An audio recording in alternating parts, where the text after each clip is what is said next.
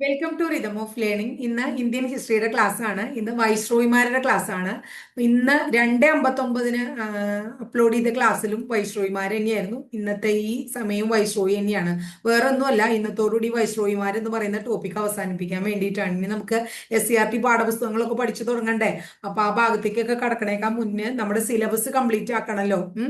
Main ആയിട്ടുള്ള basic ആയിട്ടുള്ള syllabus complete ചെയ്തതിനു ശേഷമല്ലേ നമ്മൾ SCRTയിലേക്കൊക്കെ കടന്നിട്ട് കാര്യമുള്ളൂ. അപ്പോൾ അത് കംപ്ലീറ്റ് ചെയ്യാൻ വേണ്ടിയിട്ടാണ് ഇന്നത് കേട്ടോ. അപ്പൊ ക്ലാസ്സിലേക്ക് കിടക്കാം.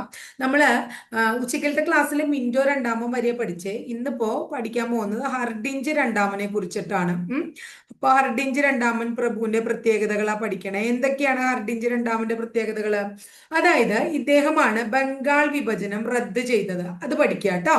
ബംഗാൾ വിഭജനം എന്ത് ചെയ്തു? ബംഗാൾ വിഭജനം റദ്ദ് ചെയ്തത് ആര് എന്ന് ചോദിച്ചു കഴിഞ്ഞാൽ ഹർഡിഞ്ച് രണ്ടാമനാണ്. അപ്പൊ ബംഗാൾ വിഭജനം റദ്ദ് ചെയ്ത വൈസ്രോയിയാണ് ഹർഡിഞ്ച് രണ്ടാമൻ. ഇദ്ദേഹം ഇന്ത്യയുടെ തലസ്ഥാനം കൽക്കത്തയിൽ നിന്ന് എങ്ങോട്ട് മാറ്റി? ഡൽഹിയിലേക്ക് മാറ്റി. ഇന്ത്യയുടെ തലസ്ഥാനം കൽക്കത്തയിൽ നിന്ന് ഡൽഹിയിലേക്ക് മാറ്റിയത് ഹർഡിഞ്ച് രണ്ടാമനാണ്. അങ്ങനെ മാറ്റാൻ തീരുമാനിച്ചത് 1911 ഡിസംബർ മാസം 12-ാം തീയതിയാണ് മാറ്റാൻ തീരുമാനിച്ചത്. പക്ഷേ മാറ്റിയത് എന്ന് ചോദിച്ചു കഴിഞ്ഞാൽ മാറ്റിയത് 1912 എന്നാൽ അതിന്റെ ഇനോഗ്രേഷൻ നടത്തിയത്, ഔദ്യോഗികമായിട്ടുള്ള ഇനോഗ്രേഷൻ നടത്തിയത് 1931 ഫെബ്രുവരി 13-നാണ്. അപ്പൊ 3 കാര്യങ്ങളാണ് നമ്മൾ പഠിക്കണ്ടേ. ഇന്ത്യയുടെ തലസ്ഥാനം കൽക്കത്തയിൽ നിന്ന് ഡൽഹിയിലേക്ക് മാറ്റാൻ തീരുമാനിച്ചു 1911 ഡിസംബർ മാസം 12-ാം തീയതി. ഇന്ത്യയുടെ തലസ്ഥാനം കൽക്കത്തയിൽ നിന്ന് ഡൽഹിയിലേക്ക് മാറ്റി 1912. ഇന്ത്യയുടെ തലസ്ഥാനം ഡൽഹിയായി ഒഫീഷ്യലി ഉദ്ഘാടനം ചെയ്യപ്പെട്ട വർഷം 1931 ഫെബ്രുവരി 13-നാണ്. 31 ഫെബ്രുവരി 13-നാണ്. ഇത്രയും കാര്യം ക്ലിയർ ആയില്ലേ? ഇനി അടുത്തത് ജോർജ് അഞ്ചാമൻ രാജാവിന് വേണ്ടിയിട്ട് ഡൽഹിയിൽ ദർബാർ സംഘടിപ്പിച്ചത് ജോർജ് അഞ്ചാമൻ രാജാവിന് വേണ്ടി ഡൽഹിയിലെ ദർബാർ സംഘടിപ്പിച്ചത് 1911 ഹർഡിഞ്ചിന്റെ കാലത്താണ്. ഇനി അടുത്തത് ഇദ്ദേഹം, അതായത് ബംഗാളിൽ നിന്ന് ബീഹാറിനെയും അതുപോലെ തന്നെ ഒറീസയെയും വേർതിരിച്ചു. ബംഗാളിൽ നിന്ന് ബീഹാറിനെയും ഒറീസയെയും വേർതിരിച്ചത് ആരാന്ന് ചോദിച്ചു ഇദ്ദേഹത്തിന്റെ പേര് പറയണം. ഇനി ഇദ്ദേഹത്തിന്റെ ഒരു പുസ്തകം നമുക്ക് പഠിക്കണം. മൈ ഇന്ത്യൻ ഇയേഴ്സ് ട്ടോ. എന്താണ് അദ്ദേഹത്തിന്റെ കൃതി? മൈ ഇന്ത്യൻ ഇയേഴ്സ് 1910 to 16 1910 മുതൽ 1916 വരെയുള്ള കാലത്താണ് ഇദ്ദേഹം നമ്മുടെ വൈസ്രോയി പദവിയിൽ ഇരുന്നത്. അപ്പൊ മൈ ഇന്ത്യൻ ഇയേഴ്സ് 1910 to 16 എന്ന് പറയുന്നത് ഇദ്ദേഹത്തിന്റെ കൃതിയാണ്. ഇനി പരീക്ഷയ്ക്ക് ചോദിച്ച ചോദ്യമാണ്, ഹർഡിഞ്ച് രണ്ടാമനെ വധിക്കാൻ ശ്രമിച്ച ഇന്ത്യയുടെ ദേശീയ നേതാവ് ആരാണ്? അദ്ദേഹത്തിന്റെ പേരെന്തറിയോ നിങ്ങൾക്ക്? റാഷ് ബിഹാരി ബോസ് ആണ്. അപ്പൊ ഹർഡിഞ്ച് രണ്ടാമനെ വധിക്കാൻ ശ്രമിച്ചത് ആരാ? റാഷ് ബിഹാരി ബോസ് ആണ്. അപ്പൊ ഇത്രയും കാര്യങ്ങളാണ് ഹർഡിഞ്ച് രണ്ടാമനെ കുറിച്ചിട്ട് നമുക്ക് പഠിക്കാനുള്ളത്. അപ്പൊ എന്തൊക്കെ കാര്യങ്ങളാണെന്ന് ക്ലിയർ ആയോ? ഹർഡിഞ്ച് രണ്ടാമൻ ബംഗാൾ വിഭജനം റദ്ദാക്കിയത് ആരാണ്? ഹർഡിഞ്ച് രണ്ടാമനാണ്. കൽക്കത്തയിൽ നിന്ന് ഡൽഹിയിലേക്ക് നമ്മുടെ മാറ്റി? തലസ്ഥാനം മാറ്റി അല്ലെ? മാറ്റാൻ പറഞ്ഞത്, മാറ്റിയ വർഷം 12 ആണെങ്കിലും മാറ്റാൻ മുന്നേ തീരുമാനിച്ചത് 1911 പക്ഷെ ഇനോഗ്രേഷൻ 31 നടന്നത്. ജോർജ് അഞ്ചാമൻ ഡൽഹി സന്ദർശിച്ചപ്പോൾ ഡൽഹി ദർബാർ 1911 സംഘടിപ്പിച്ചത് ഇദ്ദേഹത്തിന്റെ കാലത്താണ്. ബംഗാളിൽ നിന്ന് ബീഹാറിനെയും ഒറീസയും ഇദ്ദേഹം വേർതിരിച്ചു. റാഷ് ബിഹാരി ബോസ് ഇദ്ദേഹത്തെ വധിക്കാൻ ശ്രമിച്ചു. മൈ ഇന്ത്യൻ ഇയേഴ്സ് 1910 to 16 എന്ന് പറയുന്ന കൃതി രചിച്ചു. അടുത്തത് ചെംസ്ഫോർഡ് എന്ന് പറയുന്ന വ്യക്തിയാണ്. ചെംസ്ഫോർഡ് പ്രഭുവിനെ കുറിച്ച് പഠിക്കുമ്പോൾ ഇദ്ദേഹത്തെ കുറിച്ച് പഠിക്കേണ്ടത് ഖിലാഫത്ത് പ്രസ്ഥാനം, അതുപോലെ തന്നെ ജാലിയൻ വാലാബാഗ് കൂട്ടക്കൊല. അടുത്തത് ലക്നൗ പാക്ട് അഥവാ ലക്നൗ സന്ധി, റൗലറ്റ് ആക്ട് അഥവാ കരിനിയമം. ഇതൊക്കെ ഒക്കെ ഈ സംഭവങ്ങളൊക്കെ നടന്ന സമയത്ത് ചെംസ്ഫോർഡ് ആയിരുന്നു പ്രഭു. ഖിലാഫത്ത് പ്രസ്ഥാനം ആരംഭിക്കുമ്പോ, ജാലിയൻവാലാബാഗ് കൂട്ടക്കൊല നടക്കുമ്പോ, ലക്നൗ സന്ധി ഒപ്പുവെക്കുമ്പോ, കരിനിയമം പാസാക്കിയത് എന്നൊക്കെ ചോദിച്ചു കഴിഞ്ഞാൽ, കരിനിയമം അഥവാ റൗലറ്റ് ആക്ട് 1919 പാസാക്കിയത്. അതൊക്കെ ആരുടെ കാലത്താണ്? ചെംസ്ഫോർഡ് പ്രഭുവിന്റെ കാലത്താണ്. ഇത്തരം കാര്യം ക്ലിയർ ആയില്ലേ? അടുത്തത് 1919 government of India act. 1919 government of India act 19 government of India act പാസാക്കിയ പ്രഭുവാണ് ആര്? Chelmsford Prabhu. 1919 government of India act പാസാക്കിയത് ആരാണ്? ചെംസ്ഫോർഡ് പ്രഭുവാണ് കേട്ടോ. അപ്പോ മൊണ്ടേഗു, ചെംസ്ഫോർഡ് പരിഷ്കാരങ്ങൾ എന്നൊക്കെ ഇതിനെ വിളിക്കുന്നുണ്ട്. അതിനെ കുറിച്ചൊക്കെ നമ്മൾ വേറെ പഠിക്കും. അപ്പൊ അതുകൊണ്ട് കൂടുതലൊന്നും ഞാനിവിടെ പറയണില്ല. അപ്പൊ ഖിലാഫത്ത് പ്രസ്ഥാനം ആരംഭിച്ചപ്പോ, ജാലിയൻവാലാബാഗ് കൂട്ടക്കൊല നടന്നപ്പോ, ലക്നൗ സന്ധി നടന്നപ്പോ ഒക്കെ ചെംസ്ഫോർഡ് ആണ്. കരിനിയമം പാസാക്കിയത് അല്ലെങ്കിൽ റൗലറ്റ് ആക്ട് പാസാക്കിയത് ചെംസ്ഫോർഡ് ആണ്. അത് ഏത് കാലത്താണ്? 1919 1919 ഗവൺമെന്റ് ഓഫ് ഇന്ത്യ ആക്ട് പാസാക്കിയ സമയത്ത് വൈസ്രോയി ആരാണ്? ചെംസ്ഫോർഡ് ആണ്. അടുത്ത പ്രഭുവിനെ കുറിച്ച് നിങ്ങൾ പഠിച്ചോളൂ. പ്രഭുവിന്റെ പേര് റീഡിംഗ് പ്രഭു എന്നാണ്. അടുത്ത പ്രഭു റീഡിംഗ് ആണ്. റീഡിങ്ങിന്റെ പ്രത്യേകത എന്താണ്? റീഡിംഗ് ഒരു ജൂതനാണ്. അപ്പൊ ജൂത വൈസ്രോയി ആരാണ് എന്ന് ചോദിച്ചു കഴിഞ്ഞാൽ റീഡിങ്ങിന്റെ പേരാണ് പറയാം. ഇനി 1922 നടന്ന പ്രസിദ്ധമായിട്ടുള്ള സംഭവമാണ് ചൗരി ചൗര സംഭവം. ചൗരി ചൗര പോലീസ് സ്റ്റേഷനൊക്കെ തീവച്ചത് നമ്മൾ പഠിക്കും. ആ സമയത്ത് ഇദ്ദേഹമാണ്. അതുപോലെ തന്നെ റെയിൽവേ ബഡ്ജറ്റും പൊതു ബഡ്ജറ്റും വേർതിരിച്ചത് ആരാണ്? റീഡിംഗ് പ്രഭു. വളരെ പ്രധാനമാണ്. റെയിൽവേ ബഡ്ജറ്റും പൊതു ബഡ്ജറ്റും വേർതിരിച്ചത് ആരാണ്? റീഡിംഗ് പ്രഭു ആണെന്ന് പഠിക്കാം. ഇനി അടുത്തത് റൗലറ്റ് ആക്ട്. നമ്മൾ നേരത്തെ പറഞ്ഞ റൗലറ്റ് ആക്ടിൽ ഈ കരിനിയമം അത് റദ്ദ് ചെയ്തത്. റൗലറ്റ് ആക്ട് അഥവാ കരിനിയമം റദ്ദ് ചെയ്തത് ആരാണ്? റീഡിംഗ് പ്രഭുവാണ്. ഇനി വളരെ ഇമ്പോർട്ടന്റ് ആയിട്ടുള്ള ഒരു കമ്മീഷൻ ഉണ്ട്, ഹിൽട്ടൺ യങ് കമ്മീഷൻ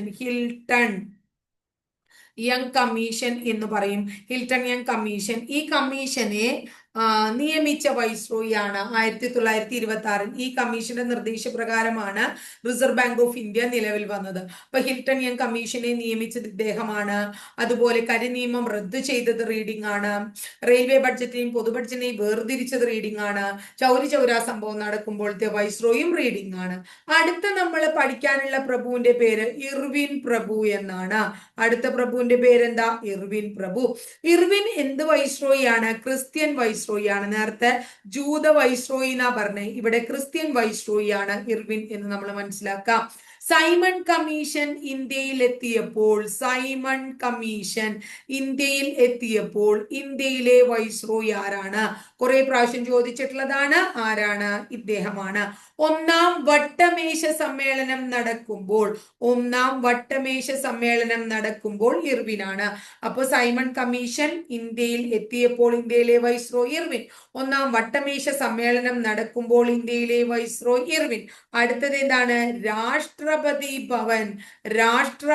ഭവനിലെ ആദ്യ താമസക്കാരൻ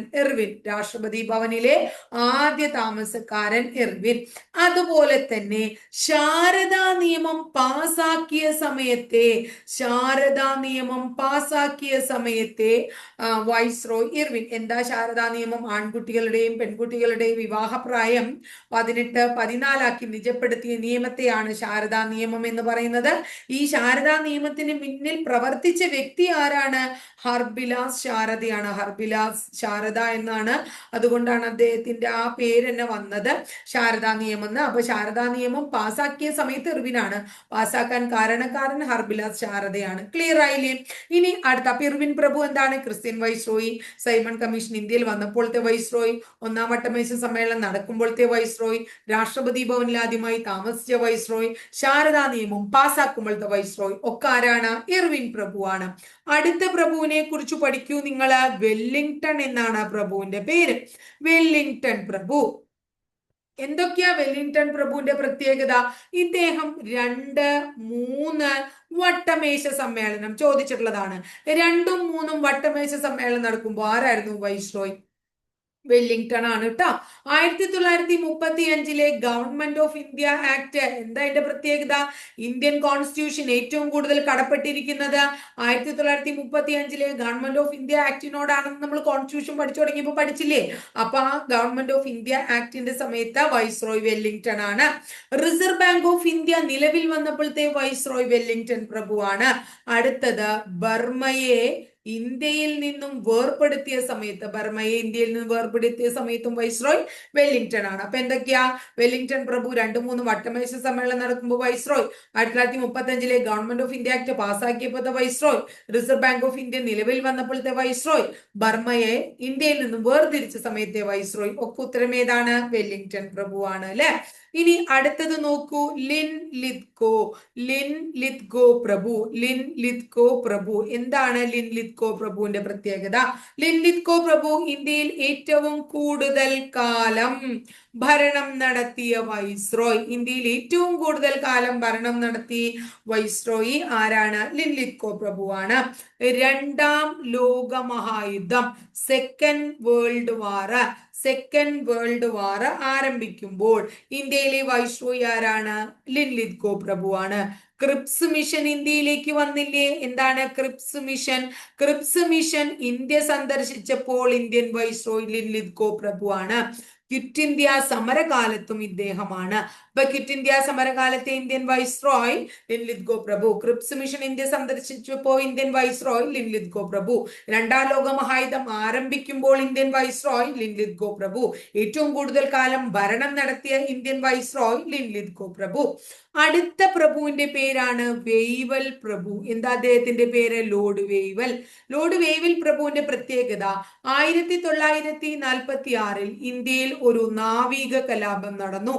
ആ നാവിക കലാപം നടക്കുമ്പോൾ ഇന്ത്യയിലെ വൈസ്രോയി വെയ്വലാണ്. അത് നമ്മൾ മനസ്സിലാക്കണം. അത് പരീക്ഷയ്ക്ക് ചോദിച്ചിട്ടുണ്ട്. അതുപോലെ തന്നെ സിംല കോൺഫറൻസ് ഉണ്ട്. ആ സിംല കോൺഫറൻസ് വിളിച്ചു കൂട്ടിയ സമയത്ത് ആരാണ് വൈസ്രോയി? വെയ്വൽ പ്രഭുവാണ്. ഇന്ത്യയിൽ 1946 സെപ്റ്റംബർ മാസം 2-ാം തീയതി ഒരു ഇടക്കാല ഗവൺമെന്റ് രൂപീകരിക്കുകയുണ്ടായി. ആ ഇടക്കാല ഗവൺമെന്റ് രൂപീകരിച്ച സമയത്തെയും വൈസ്രോയി ആരെന്നെയാണ്? വെയ്വൽ പ്രഭു തന്നെയാണ്. ഇനി രണ്ടാം ലോക മഹായുദ്ധം, സെക്കൻഡ് വേൾഡ് വാർ, അത് അവസാനിച്ചപ്പോ ആരാണ് പ്രഭു? വെയ്വൽ പ്രഭുവാണ്. അപ്പൊ ഇത്രയും കാര്യം പഠിച്ചേ. അതായത് എന്താ പറയുന്നത്, ഒരു കാര്യം കൂടി ഉണ്ട്. ക്യാബിനറ്റ് മിഷൻ ഇന്ത്യ സന്ദർശിച്ചപ്പോ, ക്യാബിനറ്റ് മിഷൻ ഇന്ത്യ സന്ദർശിച്ചപ്പോ ഇന്ത്യയിലെ വൈസ്രോയി. അപ്പൊ ഒന്ന് പറഞ്ഞേ, 1946 നാവിക കലാപം നടക്കുമ്പോൾ ഇന്ത്യൻ വൈസ്രോയി വെയ്വൽ പ്രഭുവാണ്. സിംല കോൺഫറൻസ് അല്ലെ വിളിച്ചു കൂട്ടിയത് 1945 ഇത് സിംല കോൺഫറൻസ് വിളിച്ചു കൂട്ടണേ 1945. ആ സമയത്ത് ഇന്ത്യയിലെ വൈസ്രോയി വെയ്വലാണ്. 1946 സെപ്റ്റംബർ 2 ഇന്ത്യയിൽ ഒരു ഇടക്കാല ഗവൺമെന്റ് രൂപീകരിക്കുമ്പോൾ വൈസ്രോയി വെയ്വലാണ്. രണ്ടാം ലോക മഹായുദ്ധം അവസാനിക്കുമ്പോൾ ഇന്ത്യൻ വൈസ്രോയി വെയ്വൽ പ്രഭുവാണ്. ക്യാബിനറ്റ് മിഷൻ ഇന്ത്യ സന്ദർശിച്ചപ്പോൾ എപ്പോ? ഇതൊക്കെ നമ്മൾ പഠിക്കും വേറെ, അതുകൊണ്ട് ഞാൻ അവിടെ കൂടുതൽ പറയുന്നില്ല. ഇന്ത്യ സന്ദർശിച്ചപ്പോൾ ഇന്ത്യയിലെ വൈസ്രോയും വെയ്വൽ പ്രഭുവാണ്. അടുത്തത് മൗണ്ട് ബാറ്റൺ പ്രഭുവാണ്. Mountbatten. എന്താണ് മൗണ്ട് ബാറ്റൺ പ്രഭുവിന്റെ പ്രത്യേകത? ബ്രിട്ടീഷ് ഇന്ത്യയിലെ അവസാന വൈസ്രോയി അല്ലെ. ബ്രിട്ടീഷ് ഇന്ത്യയിലെ അവസാന ലാസ്റ്റത്തെ അല്ലെ അവസാന വൈസ്രോയി ആണ് ഇദ്ദേഹം അല്ലെ. സ്വതന്ത്ര ഇന്ത്യയിലെ എന്തായി? അപ്പൊ വൈസ്രോയി മാറി, ഗവർണർ ജനറലായി മാറി. അപ്പൊ സ്വതന്ത്ര ഇന്ത്യയിലെ ആദ്യ ഗവർണർ ജനറലും ബ്രിട്ടീഷ് ഇന്ത്യയിലെ അവസാന വൈസ്രോയും മൗണ്ട് ബാറ്റൻ ആണ്. ഇന്ത്യ വിഭജിക്കാൻ വേണ്ടി പദ്ധതി തയ്യാറാക്കിയത് മൗണ്ട് ബാറ്റൻ പ്രഭുവാണ്. ഇന്ത്യ വിഭജന പദ്ധതി തയ്യാറാക്കിയത് മൗണ്ട് ബാറ്റൻ പ്രഭുവാണ്. മൗണ്ട് ബാറ്റൻ പ്രഭു തയ്യാറാക്കിയ ആ പദ്ധതിക്ക് നമ്മൾ വിളിക്കുന്നു ജൂൺ 3 പ്ലാൻ അല്ലെങ്കിൽ ബാൽക്കൻ പ്ലാൻ. എന്താണ് ബാൽക്കൻ പ്ലാൻ? അല്ലെങ്കിൽ ഡിക്കി ബേർഡ് പ്ലാൻ. എന്താണ് ഡിക്കി ബേർഡ് പ്ലാൻ? ഇതൊക്കെ എന്താണ്? നമ്മുടെ എന്താ പറയാ, ഇന്ത്യ വിഭജന പദ്ധതി എന്ന് വിളിക്കുന്ന പദ്ധതികളാണ്. അപ്പൊ ഇന്ത്യ വിഭജന പദ്ധതി തയ്യാറാക്കിയത് ആരാണ്?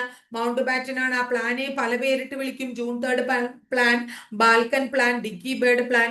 ഇദ്ദേഹം 1979 നമുക്ക് സ്വാതന്ത്ര്യം കിട്ടിയതിനു ശേഷം അവര് തിരിച്ചു പോയിട്ട് അയർലൻഡിൽ വെച്ച് എന്താണ്ടായേ? കൊല്ലപ്പെട്ടു എന്ന് പറയുന്നു. അപ്പൊ മൗണ്ട് ബാറ്റൻ പ്രഭു ബ്രിട്ടീഷ് ഇന്ത്യയിലെ അവസാന വൈസ്രോയും സ്വതന്ത്ര ഇന്ത്യയിലെ ആദ്യ ഗവർണർ ജനറലുമാണ്. ഇന്ത്യ വിഭജന പദ്ധതി തയ്യാറാക്കിയത് ഇദ്ദേഹമാണ്. June 3 plan, Balkan plan, Dickie Bird plan എന്നൊക്കെ അറിയപ്പെടുന്ന ആ വിഭജന പദ്ധതിയാണ്. 1979 അയർലാൻഡിൽ വെച്ച് കൊല്ലപ്പെട്ടു. അടുത്തത് സി രാജഗോപാലാചാരി. സി രാജഗോപാലാചാരി രാഷ്ട്രത്തെ ആളാണ്. ഇദ്ദേഹത്തോടു കൂടി നമ്മൾ ഗവർണർ ജനറൽമാർ അല്ലെങ്കിൽ വൈസ്രോയിമാർ എന്ന് പറയുന്ന ടോപ്പിക് തീരാണ്. അപ്പോ ഗവർണർ ജനറൽ പദവി വഹിച്ച ഏക ഇന്ത്യക്കാരൻ. ഇപ്പൊ സ്വാതന്ത്ര്യം കിട്ടിയപ്പോ ഗവർണർ ജനറൽ ആയില്ലേ. ഗവർണർ ജനറൽ പദവി വഹിച്ച ഏക ഇന്ത്യക്കാരൻ. സ്വതന്ത്ര ഇന്ത്യയിലെ രണ്ടാമത്തെ ഗവർണർ ജനറൽ അല്ലെ. അതുപോലെ തന്നെ അവസാനത്തെ ഗവർണർ ജനറൽ. ഇദ്ദേഹത്തോടുകൂടി കഴിഞ്ഞില്ലേ. സ്വതന്ത്ര ഇന്ത്യയിലെ സെക്കൻഡ് ഗവർണർ ജനറൽ, രണ്ടാമത്തെ ഗവർണർ ജനറലും അവസാനത്തെ ഗവർണർ ജനറലുമാണ്. അപ്പൊ ഗവർണർ ജനറൽ, വൈസ്രോയിമാർ എന്ന് പറയുന്ന ടോപ്പിക് തീർന്നു. ഓരോ ടോപ്പിക് തീരുമ്പോഴും എനിക്ക് ഭയങ്കര ഒരു സന്തോഷമാണ്.